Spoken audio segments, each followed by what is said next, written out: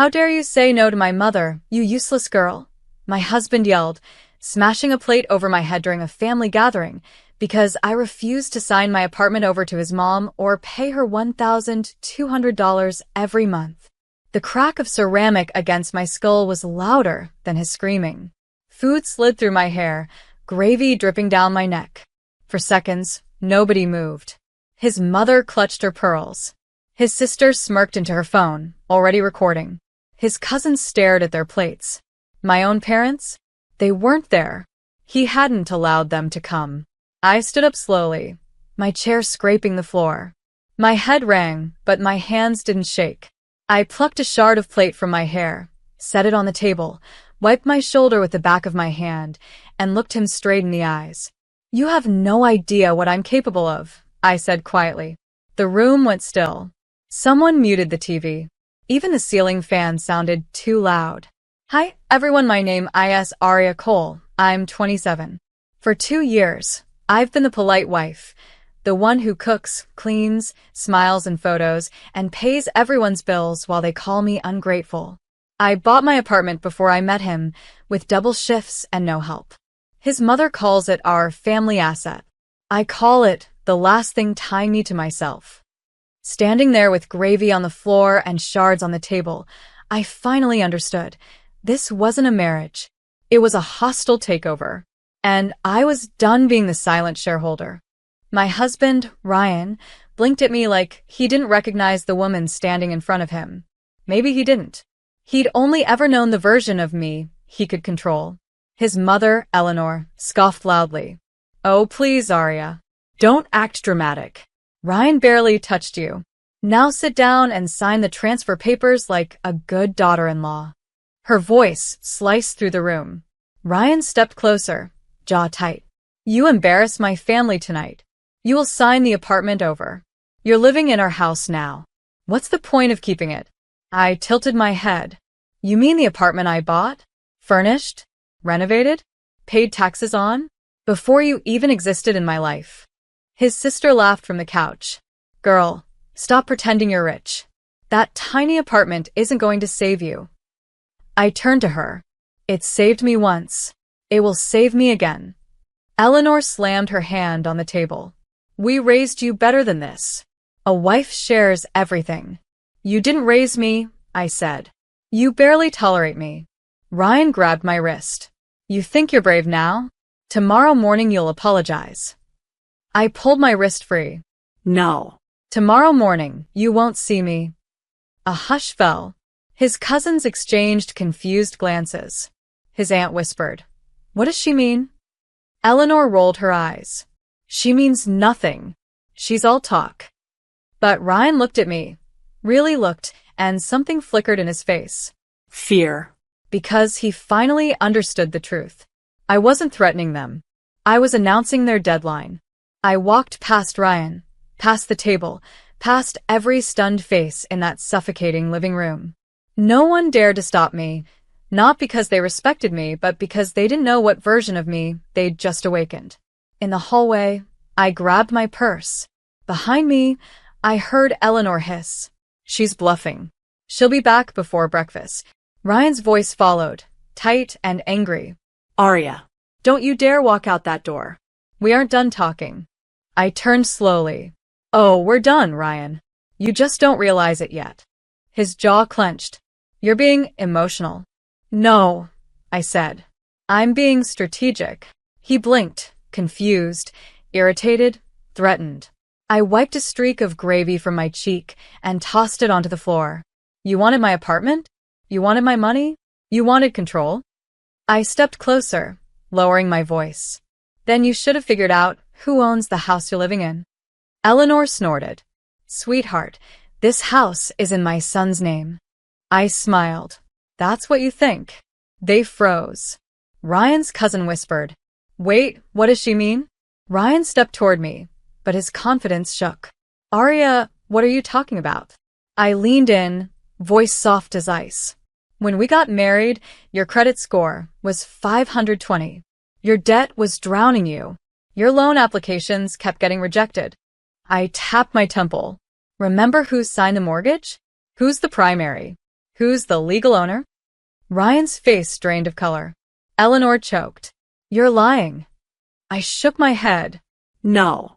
I'm the one who saved you. I bought this house with my money. I let you put your name second out of kindness. The room erupted into whispers. Ryan's lips trembled.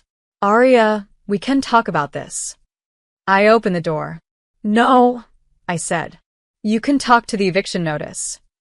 The cold night air hit my face as I stepped outside, finally breathing for the first time in months. I didn't rush. I didn't cry. I didn't even look back. Inside, voices exploded. Eleanor screeched, You let her buy the house? Are you insane? Ryan barked. It's our house. She wouldn't dare. She just did, someone whispered. The door slammed shut behind me. I walked to my car, unlocked it, and sat inside, hands steady on the wheel. My mind wasn't quiet. It was calculating. For 2 years, I had paid every mortgage installment, every bill, every grocery trip, every repair. Ryan's family treated me like a bank account with legs. And I let them. Because I thought marriage meant patience. But now? It meant paperwork. I started the car and drove straight to the only person who'd never failed me. My grandmother, June. Her porch light was still on when I arrived. She opened the door, took one look at me, and said only one thing. Tell me what they did. So I did. Every plate, every insult, every demand for money, every attempt to force me into signing away my apartment. Grandma didn't gasp. She didn't judge. She just listened. When I finished, she walked to the kitchen drawer, pulled out a thick folder, and placed it in my hands. I've been waiting for the day you'd finally stop trying to please people who don't deserve you, she said. Inside this folder is everything you need. I opened it slowly. Bank statements, house ownership documents, marriage contract copies, screenshots she'd collected from the family chat, and one bright yellow sticky note on top. Eviction process, start here. I looked up at her. Grandma smiled like a woman who is done playing nice. It's time, she said. You take back your life. I didn't sleep that night. I sat at Grandma June's kitchen table with a cup of chamomile tea and the eviction folder spread open like a battle map. Grandma sat across from me knitting, calm as a general watching her soldiers prepare. You know, she said, not looking up, Ryan's mother has been bragging for months. She told the neighbors you'd eventually hand them the apartment because you knew your place. I let out a slow breath. She thinks owning me is her birthright. Grandma smirked. She's about to learn ownership requires receipts. By 5 a.m., everything was ready. Paperwork, bank statements, proof of payments, legal ownership documents, and the eviction notice. Clean, sharp, perfect. I showered, changed clothes, tied my hair back, and stared at my reflection. No fear. No hesitation. Just purpose. At 7:12 a.m., I parked in front of the house, my house, the one Ryan boasted about providing, even though he couldn't afford a lawn mower without my bank card. I walked to the door and rang the bell. Through the window, I saw panic. Ryan rushing down the stairs. Eleanor pulling a robe around herself. His sister filming again because drama was her oxygen. Ryan opened the door, eyes red, hair a mess. Aria, listen, last night was... I handed him the envelope. He blinked down at it. What's this? Legal notice, I said flatly. You, your mother, and your sister have 30 days to vacate my property. Eleanor shoved him aside. This is ridiculous. You can't do this. I looked her dead in the eye. Oh, I can. I stepped forward. And I already did. The entire hallway fell silent. Then Eleanor's face shifted, not to anger, to fear. Eleanor's voice wobbled, the first crack in her porcelain confidence. You wouldn't dare force family out on the street. I tilted my head. You stopped being family the moment your son broke a plate over my head. Ryan's face twisted. I said I was sorry. You didn't apologize, I corrected calmly. You panicked because Grandma exposed the mortgage truth. That's not remorse. That's self-preservation. His sister, still recording, whispered into her phone. Oh my God, she's actually kicking us out. Eleanor snatched the eviction papers from Ryan and scanned them with trembling fingers. This can't be real, the bank said. I cut her off. The bank said I make every payment. The deed says I own the house. The law says I get to choose who stays. Ryan took a step toward me, voice cracking. Aria, can we please talk? Just you and me? I didn't flinch. You've had 2 years to talk. All you did was take. His eyes darted to the staircase. Just give me time to fix this. You had time, I said softly. But you used it to spend my money, not to change. Eleanor gripped the stair railing. What are we supposed to do now? Live in a hotel? That's between you and your entitlement, I replied. Ryan's sister suddenly snapped. This is illegal. You can't throw us out. My brother is your husband. I smiled, the kind of smile that meant the war was already won. Actually, I said, pulling the second envelope from my bag. He won't be my husband much longer. Ryan froze. What is that? I placed the envelope in his shaking hands. Divorce papers, I said. And a restraining order request. Filed this morning. Asterisk, asterisk. Eleanor gasped so loudly the neighbors probably heard. Ryan staggered backward like the floor tilted beneath him. And then, someone unexpected appeared behind him. Ryan turned slowly as footsteps echoed down the hallway. His father, Thomas, stepped into view, still in his work uniform, eyes tired, face unreadable. He looked at the envelope in Ryan's hand, then at the eviction notice crushed in Eleanor's fist, and finally at me. For a long, loaded moment he said nothing. Then, good, Thomas murmured. The room snapped. Eleanor shrieked. What do you mean good? She's destroying our family. Thomas didn't look at her. He walked toward me, stopping just a foot away. Aria, he said in a calm, quiet voice. I'm sorry. Eleanor's jaw dropped. Ryan's sister stopped recording mid-sentence. Ryan whispered, Dad, what are you doing? Thomas exhaled. I should have stopped my son the first time he raised his voice at you. I should have stopped Eleanor when she treated you like her ATM. I should have stopped all of this before it reached this. Eleanor's face twisted. You're siding with her? Thomas finally turned to her. I'm siding with the only person in this house who actually paid the bills. Ryan stumbled forward. Dad, don't do this. Mom needs support. No, Ryan, Thomas interrupted. Your mother needs consequences. Eleanor staggered back like he slapped her. Thomas faced me again. If you want me gone too, I'll pack my things. I blinked. You're not part of this problem. He nodded slowly. Then I'll help you make sure they leave peacefully. Eleanor screeched. Thomas, you traitor. Thomas looked at her with a final, weary sadness. I'm tired, Eleanor. Tired of watching you ruin every good thing and calling it love. She stood speechless.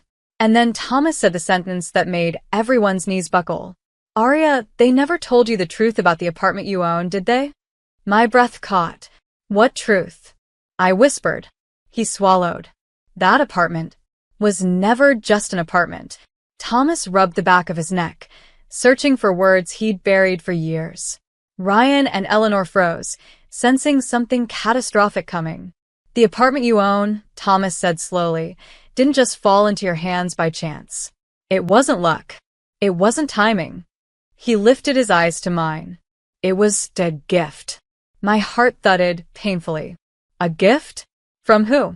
He glanced toward the stairs, as if looking through time itself. From my father, Ryan's grandfather. Eleanor exploded. Thomas, don't you dare. But he continued, voice steady. He left it to me in his will. And he told me, give this home to the woman in the family who shows the most integrity. Ryan blinked, confused. Dad, why didn't you give it to Mom? Thomas let out a humorless laugh. Because your mother tried to convince me to sell it the day after the funeral. She saw a price tag, not a home. Silence. When you started dating Aria, he went on, I saw something I hadn't seen in this family in a long time. Kindness without an agenda. Strength without cruelty. Hard work without complaint. Eleanor's face twisted with rage. You gave her the inheritance that should have gone to your son? Thomas looked at her coldly. No. I gave it to the only person who deserved it. My throat tightened. Ryan shook his head, stepping back as if glass shattered beneath him. Dad, please, you're destroying my marriage. You destroyed it yourself, Thomas replied. And you know it. He turned to me again. If you choose to move back there, I will personally ensure you're safe. You shouldn't have to fight this alone. For the first time in years, someone was standing with me. Not above me. Not using me. Just with me. I nodded. Thank you, Thomas. Behind him, Ryan fell to his knees, whispering, Arya, please. Don't do this. Don't leave me. Eleanor reached out too, shaking. We'll change. I swear. We'll treat you better. Just don't throw us out. I stepped toward the doorway, the cool morning air wrapping around me like freedom. You had 2 years to treat me better, I said softly. And you spent every day proving why I should leave. Their faces blurred behind tears. Theirs, not mine. Thomas opened the door for me like a quiet guardian. What will you do now? He asked. I looked at him, steady and certain. Go home, I whispered.